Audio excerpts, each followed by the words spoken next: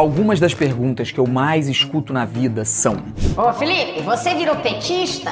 Como você aguenta os ataques e ameaças covardes dos bolsonaristas na internet? por que você escolheu esse caminho de combater o ódio na internet? E eu decidi que eu vou falar. Eu quero responder a essas e outras perguntas. Então, se você quer conhecer essa história, quer saber quem é o Felipe de verdade, o Felipe de hoje, eu tenho um convite muito especial para você porque eu vou contar tudo. Eu estarei no ICL para um encontro histórico com o Eduardo Moreira, onde eu vou contar toda essa história. Os bastidores, coisas que vocês não sabem. Quer participar? Vai ser no dia 17 de outubro, às 8 da noite, nos canais do ICL e no meu canal, ao vivo.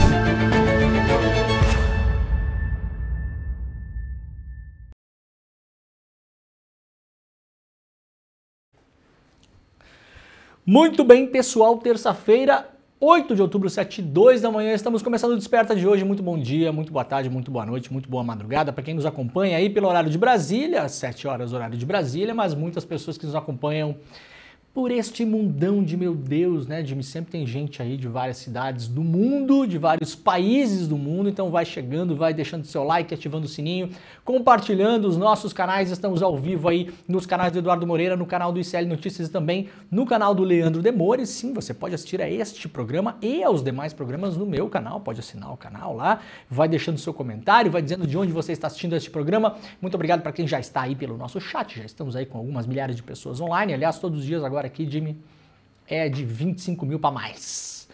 É de 25 mil para mais. Sabe o podcast badalado, aquele que você acha que dá mais audiência? Não dá mais audiência que a gente aqui, não. O negócio cresceu, Jimmy. Parece que cresce, né? Ontem tivemos audiência espetacular também, claro. Fora a galera que nos acompanha pela TV e pelas rádios. Estamos ao vivo em 3 redes de televisão, emissoras de televisão. Pelo Brasil, se você está em Salvador, na Bahia, pode nos acompanhar pela TV Quirimurê, em Porto Alegre pela Pop TV, também em São Paulo pela TVT. E se você quiser ouvir no bom e velho radinho, estamos ao vivo em 3 rádios. Em São Paulo é impossível ficar sem acompanhar o Desperta. Você pode acompanhar este programa como se fosse aqueles bons e velhos programas que a sua vovó escutava no rádio e que eu sigo escutando, porque talvez eu seja sua vovó, Jimmy. Será que faz sentido isso? Tem gente que usa essa lógica às vezes para tentar chegar em raciocínios nada convencionais, né? Mas não sou sua vovó, mas se você acompanhar pelo rádio, se quiser, em São Paulo, pela Rádio Cantareira, pela Rádio Brasil Atual e também pela Rádio Heliópolis. Galera, tem muita coisa no programa hoje. Agora, eu quero já começar dando esse recado. Quinta-feira, né, Jimmy, da semana que vem, às 8 horas da noite, a gente vai ter aqui um super evento com o Felipe Neto. Felipe Neto, grande pessoa. Cara, olha, espetacular mesmo, como pessoa tô falando aqui, tá? Mas para além disso, claro, um dos maiores youtubers do mundo. Aqui no ICL, exclusivo, na quinta-feira, às 8 horas da noite, o Felipe vai estar lançando o livro dele, que é um livro que, pegando a vida do cara aí nos últimos 15 anos, ajuda muito a contar a história do Brasil também. Então a gente vai contar aqui a história não contada do Felipe Neto, ao vivo, exclusivo, gratuito, um evento online para o mundo todo, com a presença do Felipe. Uma entrevista com ele, um papo com ele, lançamento do livro também para você poder levar para casa, o livro que já na pré-venda bateu todos os recordes da Amazon do Brasil, já é o livro mais vendido do Brasil, disparado na lista dos mais vendidos, o livro mais vendido na maior livraria de Portugal. É realmente um livro, aliás, muito bem escrito. Muita gente não gosta do Felipe Neto, fala, ai, mas ele mandou alguém escrever. Talvez a minha avó escreveu o livro do Felipe Neto. Não, ninguém mandou ninguém escrever, porque o cara não sabe escrever agora. Ei, não mandou ninguém escrever, não. O livro que ele escreveu mesmo está muito bem escrito, aliás, muito bem resenhado pela galera do mundo livreiro aí, que poderia torcer o nariz, falar, não, isso aí, não sei o quê, papapá. Não, um livro muito bem escrito, muito bem organizado, claríssimo, conta a história, é de fato um livro. Sabe aquelas coisas que você pega um personagem pela mão e ajuda a contar uma história? Isso é um clássico da narrativa, principalmente da narrativa jornalística e dos romances também. Você quer contar, você vai ler um Dostoiévski, uma coisa assim, né? Você vai pegar um personagem e vai contar uma época. Os historiadores fazem isso também, né? O Carlo Ginzburg, que é um historiador super famoso, talvez o considerado um inventor de uma vertente histórica chamada microhistória, faz isso muito bem, um livro chamado Queijo e os Vermes, que ele pega a vida de um personagem que ele pesquisou com documentos históricos durante a Idade Média, lá na Itália, e a partir da vida daquela pessoa ajuda a contar todo aquele período histórico. Aliás, um livro fascinante, sugiro para quem não leu, é um livro bem curtinho. Eu tive a honra de conhecer o Carlo Ginzburg numa premiação que ele recebeu em Roma, em 2010, se eu não me engano, junto com o matemático brasileiro Jacob Palles, nosso matemático brasileiro aqui, recebeu esse prêmio também, e o Carlo Ginzburg, que é uma lenda no mundo todo da história. Então isso é uma técnica histórica, jornalística, de escrita, de narrativa, de romance, e essa técnica que o Felipe emprega, né, contando a sua história para contar uma parte da história do Brasil dos últimos anos, um livraço imperdível. Na semana que vem, 8 horas da noite, na quinta-feira, a gente vai estar com o Felipe no estúdio, contando a história dele, as coisas que você não conhece sobre o Felipe Neto, né, a transformação dele também, e o uso dessa potência que é que são as redes sociais, a voz e a cara e a personalidade do Felipe para conseguir dar uma guinada nesse Brasil também, aí, pessoas importantes, né? A gente tanto fala de influências de direita, de esquerda, não sei o quê.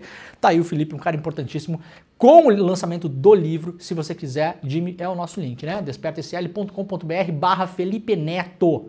Para fazer a sua inscrição. É só colocar o seu e-mail e apertar no botãozinho, tá feito, não tem cadastro, não tem nada, não tem complicação. Abra o link agora, tá no nosso chat, despertaicl.com.br/Felipe Neto, despertaicl.com.br/Felipe Neto. Faça a inscrição agora para não esquecer, porque olha, vai ser imperdível. Vocês sabem, esses eventos são ao vivo, gratuitos, dá para ver no mundo todo, você vai receber o link por e-mail e depois a gente coloca esses eventos na nossa plataforma do ICL e aí fica só para a nossa comunidade, só para os nossos assinantes. Mas a primeira exibição é gratuita, então por favor, não vá perder, faça a inscrição agora, depois vocês não fazem, fica enchendo aqui o meu saco para ter reprise, né, Odinho? E não sou eu que mando nesse negócio, tá bom? Eu vou divulgar mais ao longo da semana, mas já aproveita, já garanta a sua vaga online, a sua cadeira online. Bom, vamos lá, a gente tem bastante coisa no programa de hoje. Eu, antes de mais nada, quero me solidarizar aqui ao Guga Noblar, nosso colega, porque o Guga Noblar apostou com o Pablo Marçal 60 mil reais. O Pablo Marçal quis apostar com ele, que ia ganhar a eleição. Perdeu. Agora, Pablo Marçal é o seguinte, nada de calote, hein? Pablo Marçal, que já saiu aí na campanha, acusado por 2 empresas que fizeram campanha para ele de dar calote, de não pagar a conta, né? Ô, Pablo Marçal, vamos pagar o carro do Guga Noblar. Eles apostaram um carrinho popular, né? Seminovo, usado, porque 60 mil hoje, acho que não tem mais carro zero não, né, Jimmy? 60 mil hoje dá pra comprar aqui uma bicicleta? Uma Pop, uma Hondinha Pop 100, dá? 60 conto, não compra mais carro não, né? Novo acho que não compra mais, ô Guga. Apostou mal, hein, Guga? Mas tudo bem, o Guga tá prometendo que vai pegar esses 60 mil reais aí, se o Marçal pagar ele, e vai fazer uma festa pro ICL todo, a festa temática do Rolê ICL, que é o programa do William De Luca e dele, que é o último programa da manhã que passa aqui no ICL às 11h30 da manhã. Então, ô Pablo Marçal, pague Guga Noblar, não vai dar uma de caloteiro, pelo amor de Deus. Isso aí foi a sua primeira promessa de campanha, eu quero saber da grana. Ô Guga, avisa quando cair o Pix aí, hein? E quando cair o Pix, vamos todo mundo pra cima do Guga Noblar, que o Guga não vai dar o calote na festa também não, né, rapaz? Ó, que eu só tô cobrando aqui pela festa. O resto do dinheiro você pode fazer o que quiser, mas eu tô cobrando a festa, eu quero saber da festa. Eu quero só saber da festa. Quem quiser ver o vídeo, o Guga gravou um vídeo com o Marçal, pode ir lá na rede social do Guga, né? Lá na rede social do Guga tá lá o vídeo dele apostando com o Marçal. Foi o Marçal que quis apostar com ele, né? Frente fria deve causar chuva no centro-sul nessa semana. A previsão do tempo está no iclnoticias.com.br, a segunda semana do mês de outubro, como a gente já vinha explicando aqui, já desde o mês passado. Ia começar com chuvas mais intensas da metade do mês para frente, né? Então já está começando aí pelo sul do Brasil. Ontem choveu e ventou bastante por aqui, né? Fiquei até preocupado, os cachorros latindo loucamente em casa, o que faz a gente ser obrigado a colocar os cachorros na cama, né? Veja só. Coloque os cachorrinhos na cama, né? Fomos obrigados a isso, não gostamos de fazer isso, né? Mentira, né? E aí vai o cachorrinho para a cama para parar de latir para todo mundo dormir, né? Então, se você quiser saber a previsão do tempo, a chuva deve chegar aí em várias partes do país você pode ir lá para o iclnoticias.com.br, que está na nossa capa. O Brasil deve ter a semana mais chuvosa dos últimos 6 meses. E isso é previsão da Metsul. Aqui está o mapa mostrando, né? Ainda temos uma faixa de calor aí que cobre basicamente boa parte do território de Santa Catarina, mas nas outras regiões a chuva deve chegar e é importante que ela chegue aqui, né? Porque é a maior área de queimadas, essa parte aqui, né? Então estamos aí ansiosos também, porque nos últimos tempos choveu muito no sul, limpou o tempo, a fumaça foi embora, mas logo depois voltava a fumaça, porque aí os nossos queridos e amados rios voadores, né, que viraram grandes rios de fumaça, continuavam trazendo a queimada que acontece pelo Brasil e por boa parte da América Latina. Então agora a tendência é chover mais para cima, vai começar a apagar os incêndios, vai começar a amenizar isso também. Lembrando que, pela previsão, nós podemos ter incêndios aí levando fumaça tóxica para cidades até dezembro. Tomara que essa chuva de agora já ajude bastante. O CNU divulga a nota das provas hoje, tá? Veja como consultar aqui no iclnoticias.com.br também, você pode acompanhar. Se você não sabe, o iclnoticias.com.br é o nosso portal do ICL. Né? Então você coloca na sua dieta de informação aí diária, se você acessa lá o UOL, o G1, a Folha e tal, não sei o que, você coloca o ICL também, um portal atualizado todos os dias com as nossas agências, os nossos parceiros e também reportagens exclusivas. E para acompanhar hoje a nota do concurso nacional unificado, você pode ficar de olho também lá no iclnoticias.com.br para quem fez o concurso aí, tá na expectativa, né? O cantor sertanejo Leonardo entrou para a lista suja do trabalho escravo. Que beleza, né? Não falha uma, vocês, né? O cantor Leonardo é um dos 176 nomes incluídos na nova atualização da chamada lista suja do trabalho escravo, lista essa que o governo Bolsonaro quis acabar, não conseguiu acabar, e aí escondia essa lista, porque, claro, a maioria dos caras que estavam lá, os financiadores da campanha do Bolsonaro e dos seus miquinhos amestrados pelo Brasil. Né? Então não vamos mexer, né? O trabalho escravo se pega principalmente muito no campo. No campo. A fazenda do Leonardo, ela é avaliada em 60 milhões de reais, mas não dá para botar um lugar decente para as pessoas morar e não dá para pagar direito, né? Coitado, que pena do empreendedor. Vamos fazer uma vaquinha pro Leonardo manter a fazenda dele? Divulgado na segunda-feira, o cadastro mantido pelo Ministério do Trabalho e Emprego torna públicos os dados de pessoas físicas e jurídicas responsabilizadas pelo crime após operações de resgate de trabalhadores feitas pelo governo federal. A entrada do Leonardo na lista se deve a uma fiscalização realizada em novembro de 2023 nas fazendas Talismã e Lacanca, no município de Jussara, interior de Goiás. Na ocasião, foram encontradas 6 pessoas, incluindo um adolescente de 17 anos em condições degradantes, um dos elementos que configura a escravização contemporânea no Brasil. Aqui, ó, gente, ó. Aqui, ó, para quem não entende o negócio, né? Uma das fazendas avaliada nesse valor que eu falei para vocês, tá? 60 milhões. Isso aqui é a cama que a pessoa dorme, tá? Isso aqui é a pessoa, olha aqui, ó. É um pallet, né? Sei lá que porcaria que é essa. Um pallet com um colchão da grossura de um fio de cabelo. O lugar todo sujo, né? A gente dá para ver bem direitinho nessa foto aqui. Tá aqui, esses são os abrigos dos trabalhadores. Então, é claro, uma fazenda de 60 milhões, né, gente? Com 5 mil cabeças de gado em cima, onde muito provavelmente os animais são mais bem tratados do que os seres humanos, né, doutor Leonardo? Hein? Não adianta ganhar dinheiro e continuar sendo a porcaria que sempre foi, né? Não tem jeito. Não tem jeito mesmo. Como eu sempre falo, rico não adianta, né? Ah, já tem dinheiro suficiente. Não, rico não tem, nunca tem dinheiro suficiente, gente. Os trabalhadores dormiam em uma casa abandonada onde não havia água potável. Água potável. Fazenda, 60 milhões, 5 mil cabeças de gado. O cara é multimilionário. Se é que já não chegou em bilhão, Leonardo, porque o Leonardo tá ganhando dinheiro há uns 30 anos, né? Não havia água potável, banheiro e camas. O espaço para deitar é improvisado com tábuas de madeira e galões de agrotóxicos. O local também tinha sido tomado por insetos e morcegos e exalava um odor forte e fétido, descreve o relatório da fiscalização acessado pela Repórter Brasil. No final de julho, o cantor, né, o Leonardo, que é também conhecido como Emival Eterno da Costa, é o nome dele, comemorou seu aniversário em festa luxuosa na Fazenda Talismã. Muito possivelmente quando estava lá, né, com os Gustavinho Lima da vida, tomando as coisas lá, cara, e comendo churrascão do não sei o quê, e gente chegando de helicóptero, porque é assim a vida dessa galera, tá, gente? Você que não tem dinheiro não sabe como é que é, né? Eu não sei, não tem detalhe aqui, possivelmente tem quadra de pouso lá, aquela coisa toda, né? Aqui não diz, né? Mas deve ter pista de pouso, então o cara chega no jatinho do Gustavo Lima, aquele que ele vendeu pra Beth, comprou da Beth, vendeu da Beth, comprou da Beth de novo, né? E não sei mais quem e tal. Enquanto isso, lá numa casa abandonada onde não tem água potável, a pessoa dorme em cima da tábua de madeira e escorando a cama com um galão de agrotóxico, tava o cara enchendo o bucho lá do monte de convidado, né? No mesmo lugar. Mesmo lugar. Isso aqui é o Brasil de sempre, esse negócio. É o Brasil de sempre. É brincadeira, né? A fazenda tem uma mansão, piscina, quadra esportiva, quartos estilo bangalô. Olha que lindo, né? A reportagem do Brasil de Fato, do Repórter Brasil, perdão, que está dando essa reportagem, entrou em contato com Paulo Vaz, advogado do Leonardo. Ele afirmou que o caso aconteceu em uma área arrendada da Lacanca. Isso acontece muito, viu? Lembram das vinícolas do Rio Grande do Sul do ano passado? Também pegas, flagradas com trabalho análogo à escravidão? Ah, não, isso aí é terceirizado, é empresa terceirizada. Terceirização do Temer, lembra? Aquela que ia bombar o emprego no Brasil, que ia levar o Brasil para o patamar da Noruega. Lembram? Tá aí, ó. Isso tudo é usado como desculpa. Qual é o serviço sujo que a gente tem que fazer aqui, que não dá para pagar ninguém? Que tem que morar em casa que não tem água potável?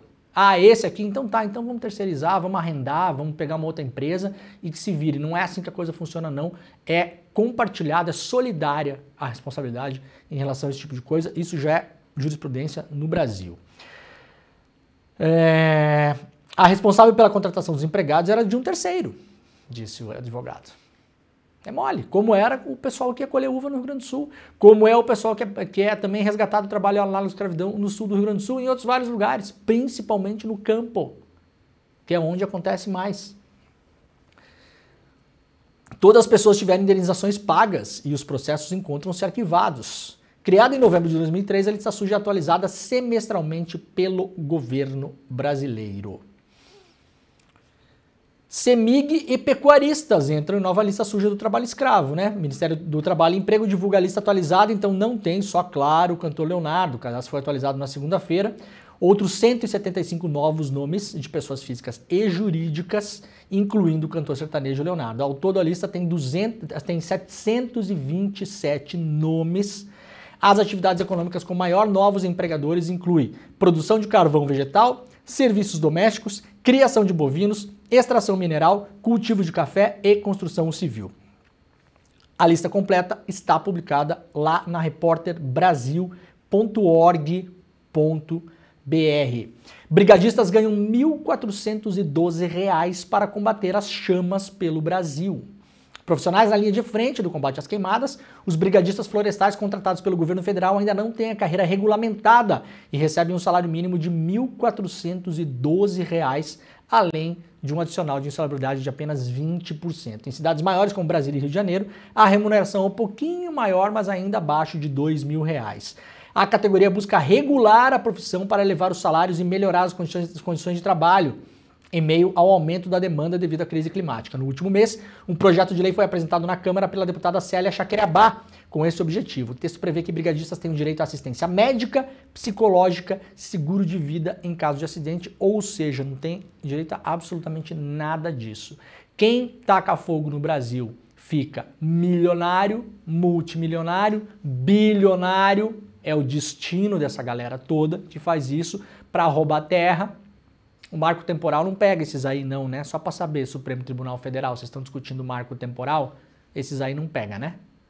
Não, tá bom, só para saber.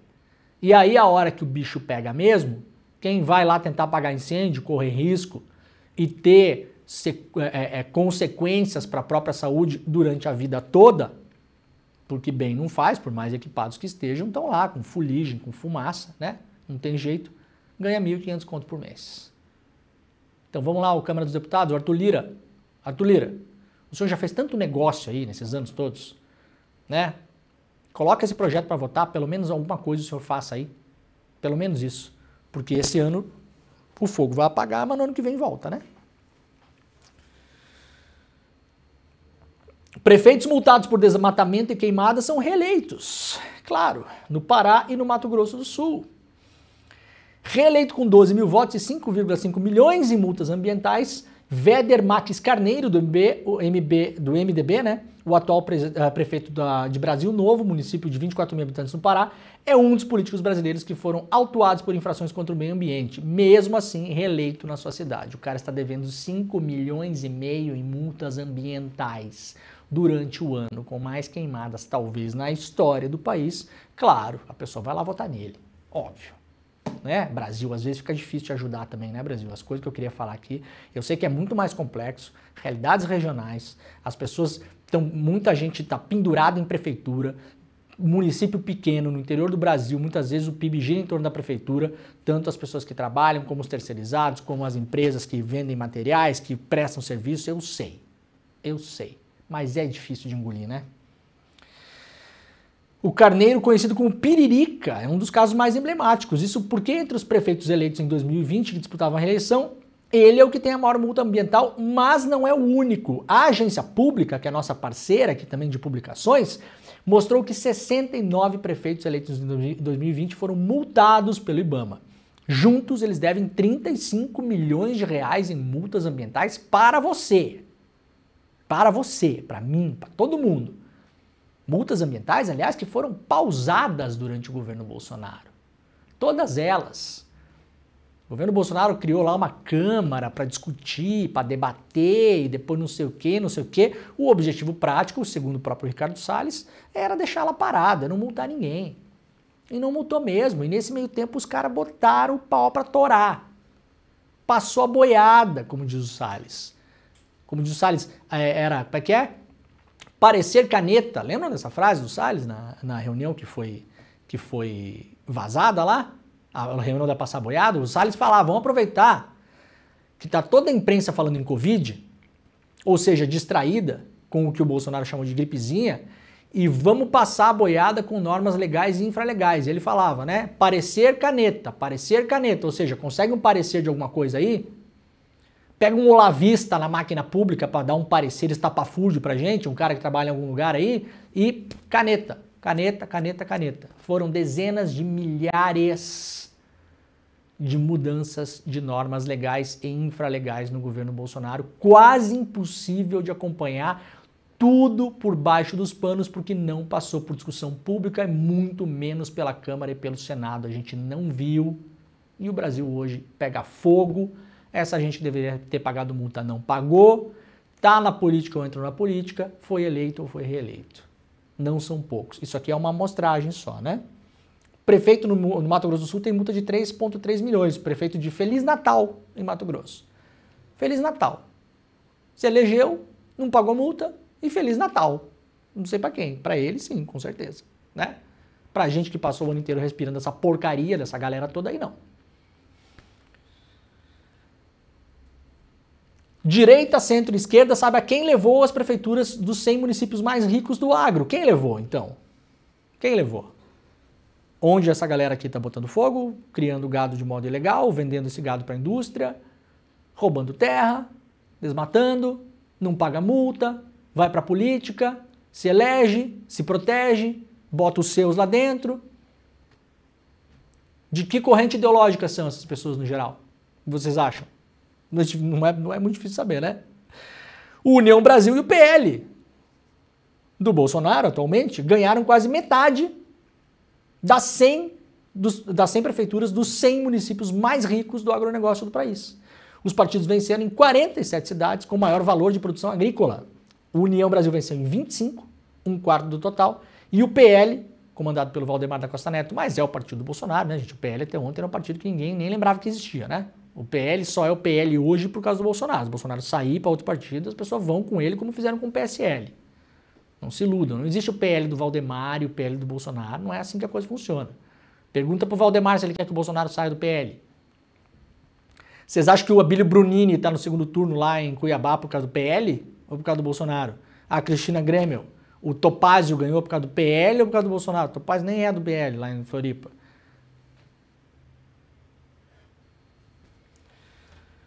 Os números, claro, reiteram a predominância da centro-direita nos municípios agrícolas e alinhamento de líderes e entidades do setor produtivo ao ex-presidente Jair Bolsonaro, não porque acham o Bolsonaro bonito, mas pelo que eu acabei de explicar. O Bolsonaro é o passar boiada e é o que essa galera faz. Aí é todo mundo? Não, não é todo mundo, mas é a maioria. Tá bom? É a maioria. E quem não é, parabéns, quando me encontrar pede um abraço, que é o prêmio que vai ganhar, por ser uma pessoa legal. Porque mais do que isso também não precisa, né? Que é o quê? É uma medalha? Ah, não, eu não tô fazendo bobagem aqui, então que é o quê? Um troféu?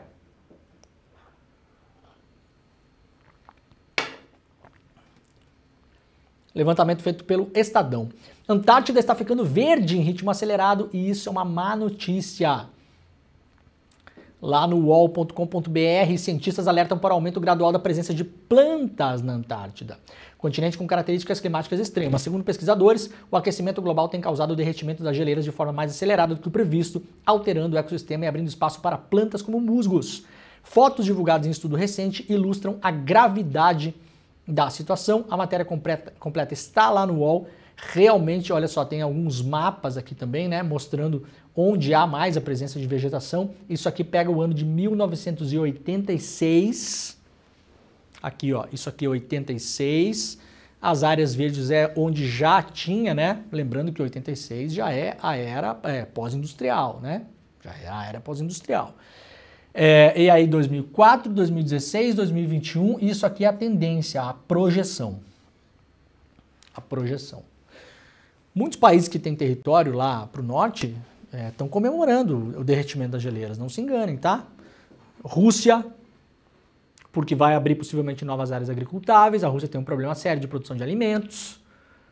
Eu estive em Moscou em 2013, se eu não me engano, e muito curioso que sou, fui no supermercado e fiquei vendo o rótulo das comidas lá, né? Muita coisa importada, gente. Alface, cenoura, tomate, essas coisas básicas assim. No supermercado que eu fui era tudo da Itália, por exemplo. A Rússia tem uma questão de produção de comida, né? Proteína, grãos, trigo, tem que importar muita coisa. Então países como a Rússia e outros estão olhando para a mudança climática com bons olhos. Com bons olhos. É por isso que não vai fazer muita força para mudar as coisas, não. Os países nórdicos, principalmente Noruega e Dinamarca, estão olhando com bons olhos também, porque com o derretimento do mar, do norte, onde eles dominam, e onde tem expertise para captação de petróleo, pode abrir a chance de novos poços de petróleo. Você vai ter menos gelo para se incomodar ali, vai virar água, você facilita a perfuração. A Dinamarca andou assinando um documento aí que parece que nos próximos 10 anos se comprometeu a não perfurar novos poços, mas isso, como é que o Salles fala? Parecer caneta, né? Parecer caneta. Ah não, mudamos de ideia aqui. Seca histórica no Brasil eleva preços globais e ameaça crescimento da economia. Reporta aqui a Bloomberg Linha, que é um site de economia da Bloomberg, que eu gosto muito de ler, sabe por quê? Não por prazer especial, mas porque muitas vezes aqui é onde você vê o que pensam as pessoas que têm dinheiro. Sabe? Às vezes aqui, eu não sei se é intencional ou não, às vezes é meio sem querer, mas dá para ver o que pensam as pessoas que têm dinheiro, né? Em relação ao aquecimento global, uma série de outras coisas. Após resultados do primeiro turno, Lula vai intensificar evento em cidades chaves, reporta o UOL hoje também aqui. Depois de uma campanha tímida no primeiro turno, o presidente Lula vai intensificar a agenda. No primeiro turno, o presidente foi a apenas 3 cidades. Agora o objetivo é que pelo menos uma passada nas cidades em que o PT e aliados ainda estão na disputa, em especial contra o candidato do ex-presidente Jair Bolsonaro. As idas são parte de uma campanha institucional. A avaliação do governo é que mesmo que não vá a eventos eleitorais propriamente ditos, só a presença do presidente já reforça as chapas. Em especial cidades onde ele venceu em 2022, como Fortaleza e Natal, que estão no segundo turno com candidatos petistas, né? O Lula vai estar presente naquilo que é possível enquanto presidente da República, disse o ministro Alexandre Padilha.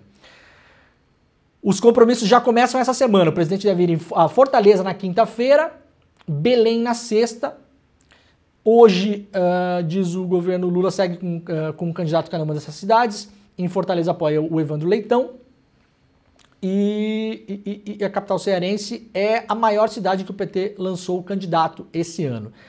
Em Belém, passará a apoiar o candidato do governador Hélder Barbalho, não é um petista, é do MDB.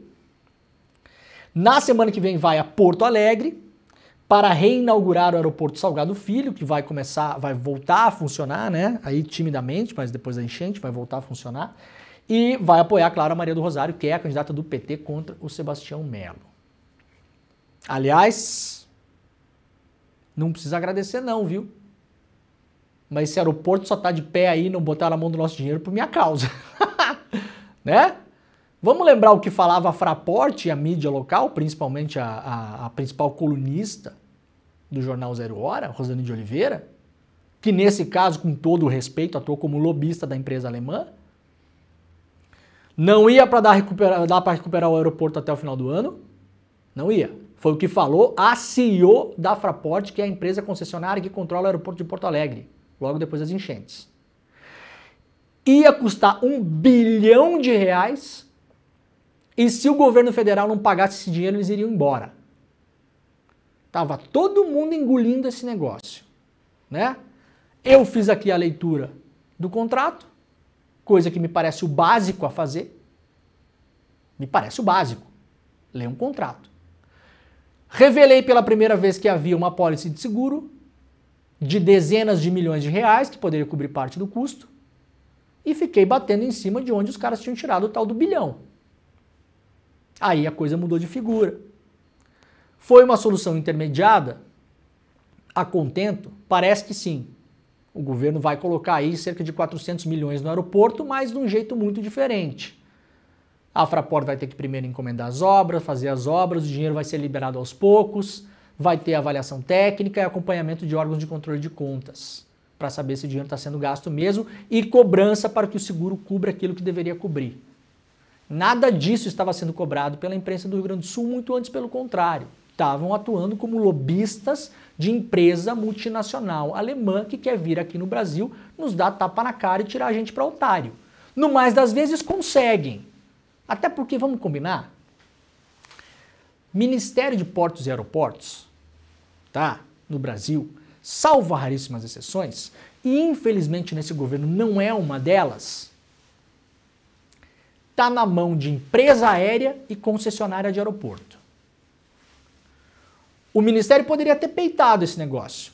Ah, vocês querem ir embora, Fraport? Tudo bem, a gente vai colocar esse aeroporto na mão da Infraero. A Infraero é uma das maiores administradoras de aeroportos do mundo. Já foi, hoje não é mais porque foi desidratada, mas ainda tem um caixa importante. A Infraero tem um caixa próximo de R$1 bilhão, tem uma universidade que forma controladores e técnicos de voo, sabe construir, administrar e manter aeroportos.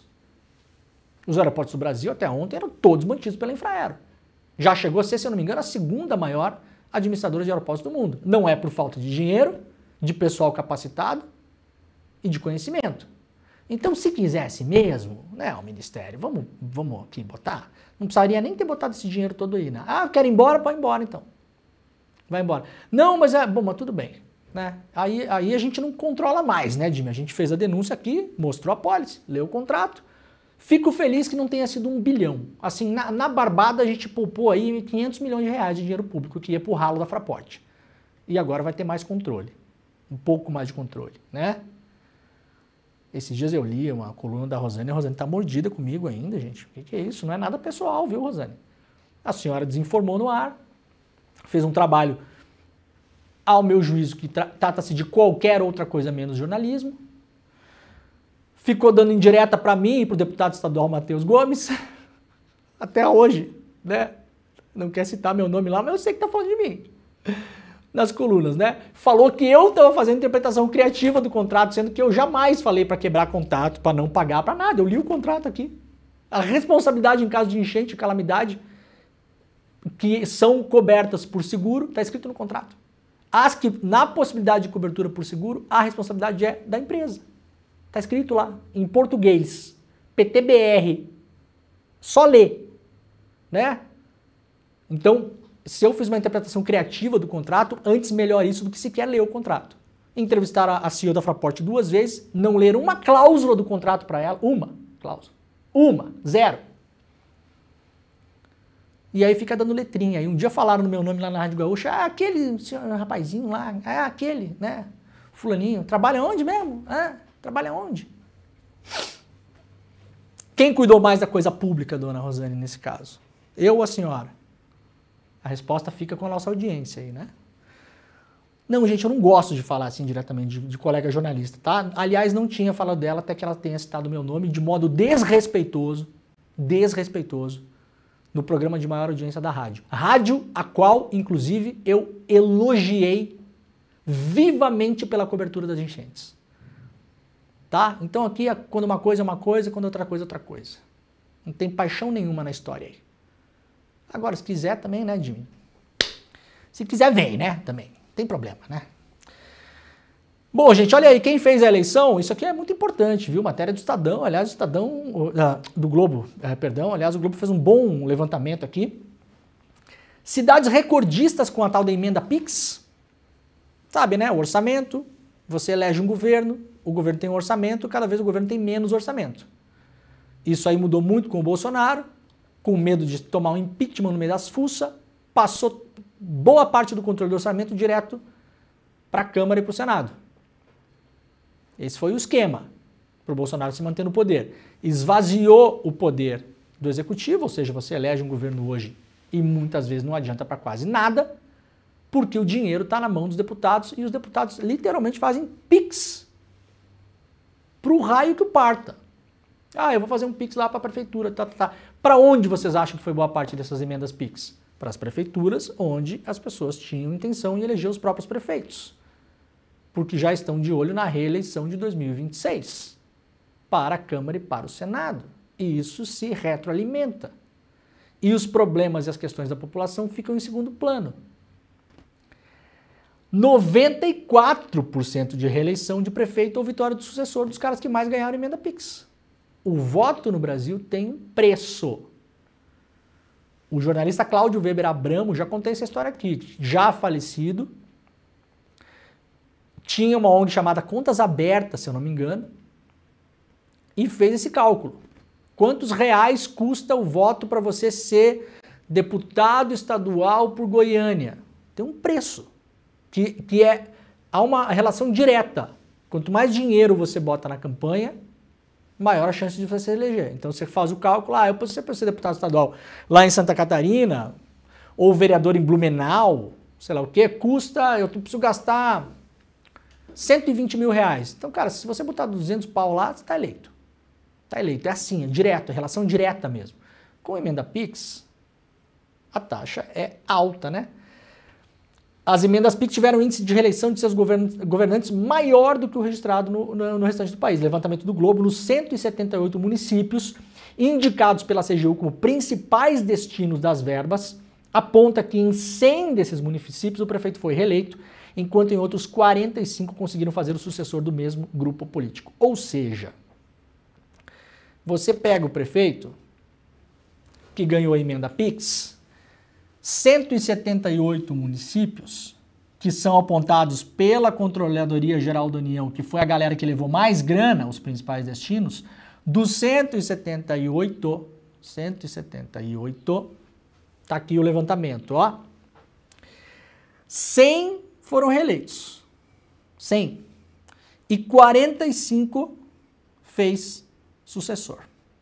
Então, de 178, 145 dos reis da emenda PIX ou continuaram na prefeitura ou elegeram, por impossibilidade de concorrer ou porque não quiseram concorrer à eleição, os seus sucessores. Isso aqui é voto comprado. Isso aqui não é democracia. Não. Isso aqui você pode falar o que você quiser. Democracia não é isso aqui. Essas emendas vão para a conta das prefeituras para fazer qualquer coisa sem controle, sem projeto, tanto é que o STF, via Flávio Dino, no mês passado teve que definir que tem regra diferente, que tem que ter projeto aprovado, tem que ter destinação específica. Então era de fato um PIX na conta da Prefa, de Brasília, direto para os locais interessados em fazer eleição e reeleição. Vai fazer o que com o dinheiro? Não sei, não me interessa. Vou cortar grama, vou aparar, pintar a praça. Qualquer coisa.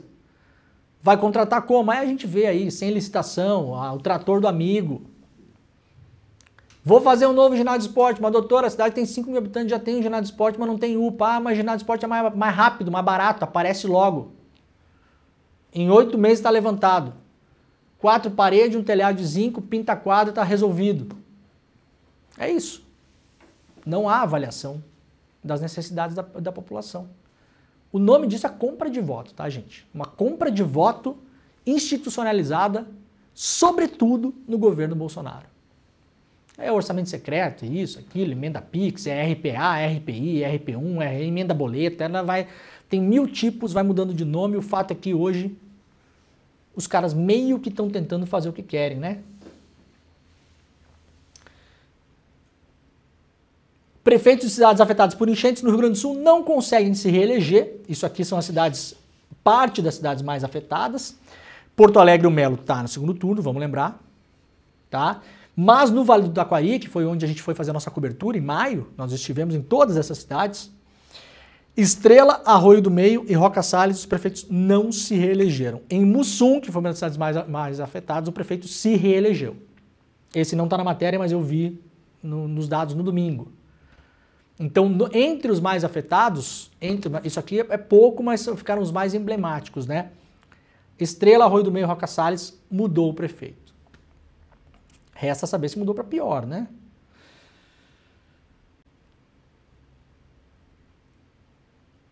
Dos 48 candidatos presos por atos golpistas do 8 do 1, nenhum se elegeu. Isso é uma boa notícia, né? Tinha vários falando aí, né? Tinha vários. Até aqui na nossa cidade tinha um, né, Jimmy? Eu fui preso pelo 8 de janeiro. Tinha um aqui? Acho que tinha. Eu vi um santinho esse dia do cara ali. Acho que tinha um cara aqui. Eu quero ser eleito porque eu fui preso pela ditadura da toga. Ai, tá bom. Não deu, né, pra vocês. 48 candidatos que foram presos com envolvimento nos ataques golpistas, nenhum deles foi eleito. Porém, a má notícia é que 25 tiveram votos suficientes para conseguir a suplência, ou seja, poderão eventualmente ocupar cargo nas câmaras, caso o vereador eleito vá para outra função, vire secretário, enfim, né, se afaste, aí uma série de coisas. Todos os 48 respondem a processos por suspeita de crime como terrorismo, associação criminosa, golpe de Estado, ameaça e perseguição. Então antes tinha um negócio, como é que falavam? Gosta de bandido, leva para casa. Pelo menos era mais honesto, né? Você falava assim, Leandro, você que gosta de bandido, você leva para casa. Tudo bem, se eu levar para minha casa, né, de mim, problema meu, né? Agora a extrema-direita é diferente. Se você gosta de bandido, coloca na Câmara. Porque daí o problema é nosso. Vocês não assumem nem os BO de vocês. Ai, coitado, vamos colocar ele na Câmara, né? Ô, rapaziada, se vocês gostam de bandido, terrorismo, associação criminosa, golpe de Estado, ameaça, perseguição, leva para casa. Para que levar para a Câmara? Quem vai ter que pagar essa rosca agora é a gente, né? Nem para isso, vocês são um bando de arregão, é isso que vocês são. Tudo uns Gustavo Lima que foge para Miami. Tudo uns Pablo Marçal que não dá coletiva depois de perder a eleição. Vocês, tudo aí. O Brasil é um país tão democrático que esses caras puderam participar de eleição, veja. Né? A ditadura do Brasil. Olha a ditadura do Brasil, que interessante que ela é. O Brasil é um país tão ditatorial que o fulano que for lá para tentar mudar o regime, impedir a posse do novo presidente e manter o outro no poder, assim comumente chamado de golpe de Estado. Mas não faz golpe de Estado sem arma. Gente, faz golpe de Estado do jeito que quiser. É só precisar dar o golpe. E tinha arma lá, inclusive. Foi preso pelo menos um carro cheio de arma do cara que tentou explodir o caminhão de combustível no aeroporto de Brasília na véspera de Natal. Esse carro foi encontrado. Polícia Civil do Distrito Federal. Né? A sua opinião pouco importa. O carro estava lá. Cheio de arma que o cara ia distribuir para o acampamento golpista assim que tivesse uma ordem. Então tinha arma assim também. Teve espancamento de policial, de cavalo, de um monte de coisa. O Brasil é um país tão ditatorial que essa pessoa pode participar de eleições. E essa pessoa é muito contraditória também, né? Ela tenta derrubar o regime por uma suposta fraude na urna, está respondendo um monte de processo aí, inclusive por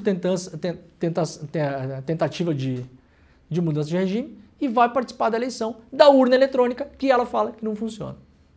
Bom, talvez não tenha funcionado mesmo, porque os 48 nenhum deles foi eleito, né? Se bem que 25 virou suplente aí. Ai, vocês não têm lógica nenhuma. Brasil elege 26 pessoas trans para as câmaras municipais. O número de políticos LGBT QIAPN+, eleitos mais do que dobrou em comparação às eleições de 2020. Tão criticadas, né, as políticas identitárias, tão criticadas, isso é um problema, aquilo, e eu acho que sim, é um debate que deve ser feito com a população, inclusive, e dentro da esquerda. É um grande debate que está em aberto hoje dentro da esquerda, né? A esquerda que tenta se reconectar com a população, vê que muitas vezes essas questões elas formam uma barreira, então como você comunicar melhor, como você colocar isso também dentro da luta de classes, porque isso aqui também faz parte da luta de classes, mas muito é visto como uma coisa separada e tal.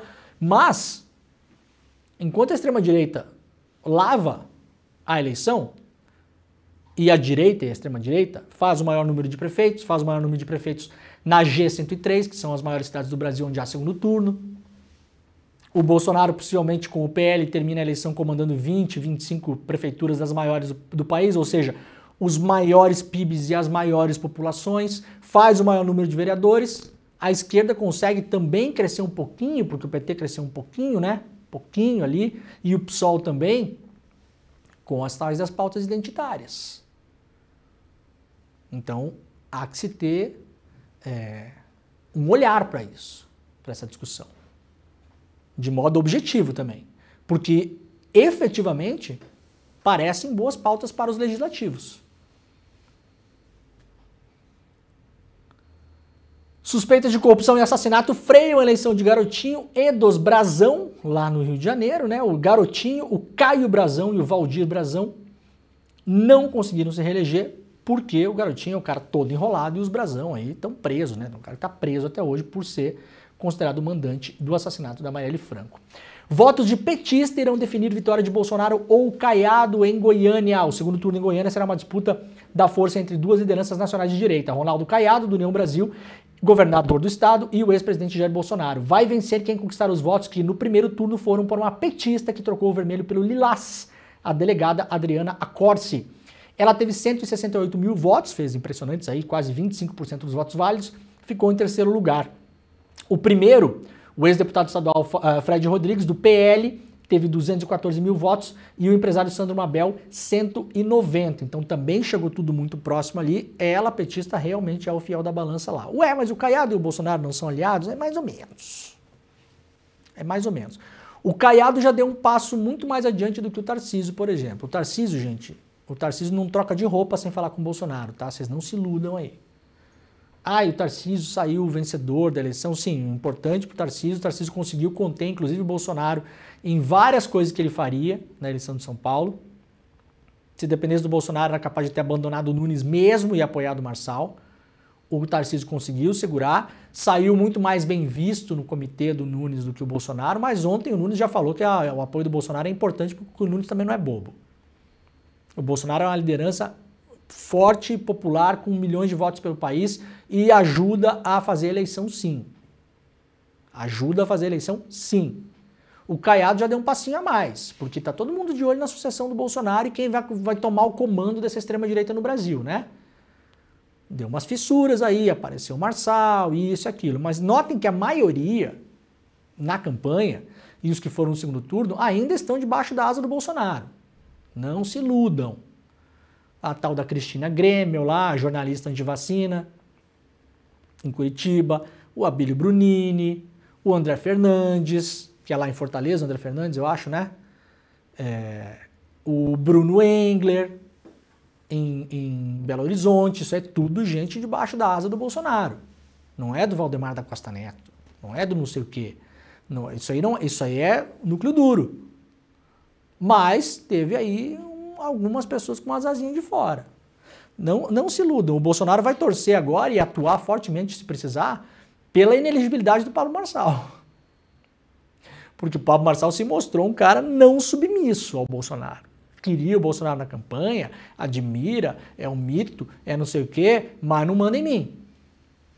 Porque o Marçal, ao contrário do Nicolas, do Gaia, da Carla Zambelli, do Hélio Negão, dessa galera toda, não nasceu debaixo da asa do Bolsonaro, tem vida própria. O Caiado deu um passinho já também. Já deu um passinho ali. PP de Lira e MDB de Renan levam 90% das prefeituras e se armam para 2026. Isso aqui é uma guerra regional que aconteceu lá nas Alagoas. O Renan Calheiros, através do MDB, e o PP, comandado pelo presidente da Câmara, Arthur Lira, conquistaram 92 das 102 prefeituras de Alagoas. Ou seja, o estado inteiro praticamente está na mão de 2 partidos. 2 partidos. Ou o MDB, com influência forte do Renan, ou o Lira. A vitória mostra que o salto ocorreu com o MDB em relação a 2020, quando o partido já era o mais forte do estado. Então, o Renan fez, em 2020, 37 prefeituras, esse ano foram 65. O Lira caiu de 28 para 27. Então, se a gente olhar por esse prisma, a vitória acachapante do Renan. Tem um detalhe importante para vocês pensarem também, quem mora no interior do Brasil sabe aí que tem essas migrações, né? Muitas prefeituras que foram assumidas, aí teve o partido do Kassab, que foi o grande vencedor da eleição, fez quase 1000 prefeituras, né? Quase 900 prefeituras, na verdade. O PSD, o MDB voltou a crescer, que vinha caindo e tal. Tem muita migração, viu, gente? Então não é que tenha candidatos puros que já estavam no partido, não é só isso também. No interior do Brasil teve muita migração de partidos tipo PSDB, republicanos, União Brasil, para o partido do Kassab, para o PP, para o PL. Então tem muito voto nessa eleição que é voto herdado, é o cara que fez carreira política num partido e nos últimos tempos aí mudou de partido para ir para um outro partido. Principalmente o PSD, que é um partido bem municipalista, assim, né? Você não dá para imaginar que o Kassab manda no Eduardo Paes, por exemplo. E em outros tantos, né? Topázio, lá em Floripa. Ele é o PSD é uma congregação ali de vários interesses que não tem um comando como tem o PT, por exemplo. O PT tem um comando central, muito mais rígido, né? O PSD do Kassab não é isso. O PSD do Kassab é um partido esponja. Ele vai pegando o cara ali que está descontente no MDB, no PP, no Republicanos, até do PT, do PDT, vai puxando essa galera, PSDB, né? Então vem pra cá que faz teu jogo aí.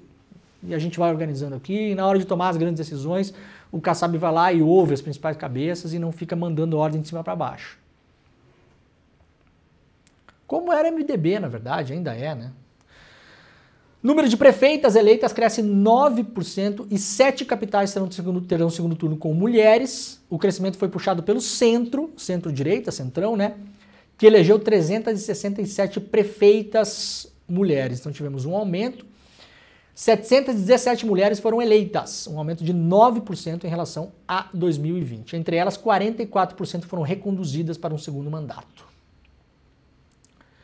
Alcolumbre domina a política no Amapá com dinheiro de emendas secretas, reporta hoje aqui a Juliana Dalpiva, lá no iclnoticias.com.br.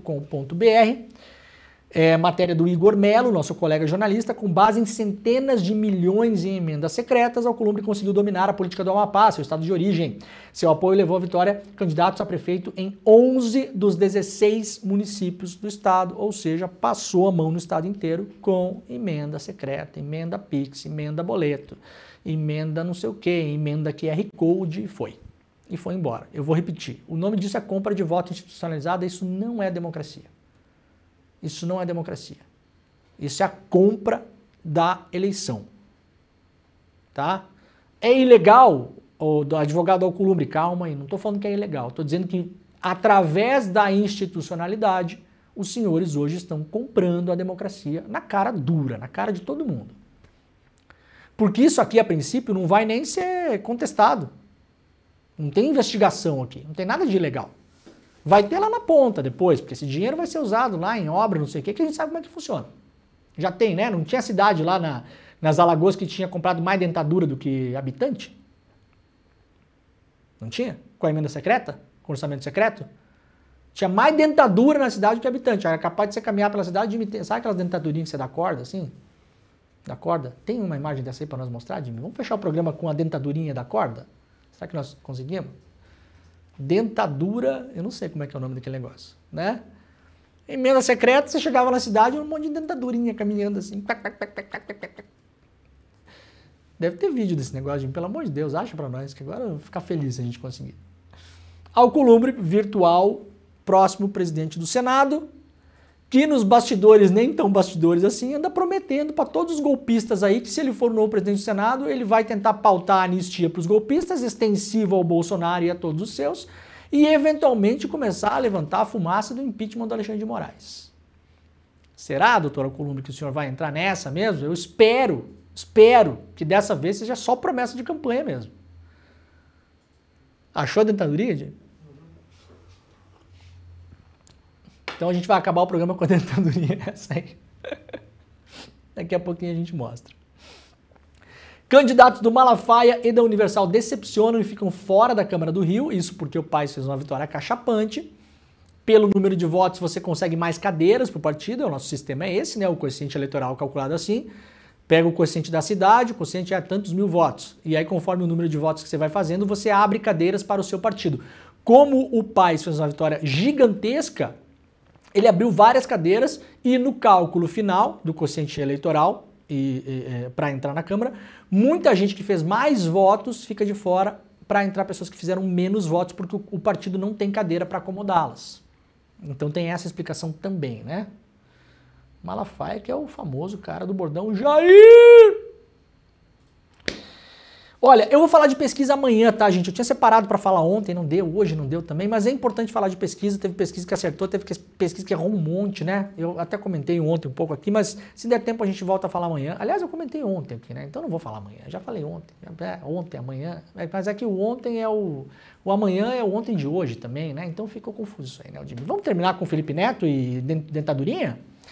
Ó, faça a sua inscrição para o lançamento primeiro para a história não conhecida do Felipe Neto, que a gente vai contar aqui na presença dele, num super evento na quinta-feira às 8 horas da noite, ao vivo, exclusivo, grátis para todo mundo aqui no ICL.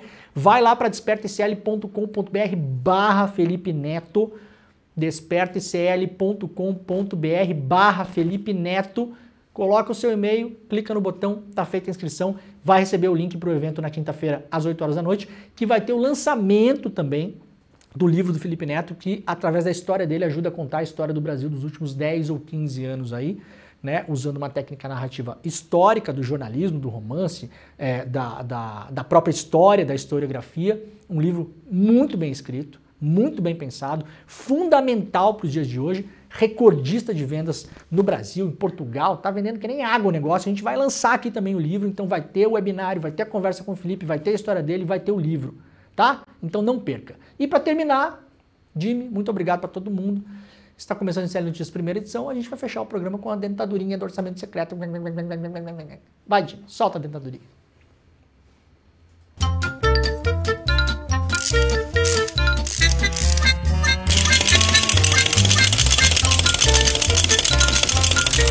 Eu já errei muito na internet, pode ter certeza disso. Em 2016, eu estava lá apoiando o golpe contra a Dilma. A verdade é que eu levei muito tempo para entender que eu estava cego pelo ódio e que isso me levava a falar coisas sem pensar, sem estudar, apenas para impactar. Mas eu passei por um processo de mudança e mudei. E decidi que eu ia lutar para compensar e corrigir os meus erros do passado. Tanto que em 2022 eu vivi um momento histórico com a presidenta Dilma e eu quero contar tudo isso em detalhes para você. Não só a história desse encontro, mas toda a minha trajetória. Em detalhes que eu nunca contei para ninguém. Por isso vai acontecer um encontro histórico no ICL e você é meu convidado. O encontro vai ser no dia 17 de outubro, às 8 da noite. E eu vou exibir no meu canal ao vivo, além dos canais do ICL. Mas você precisa se inscrever.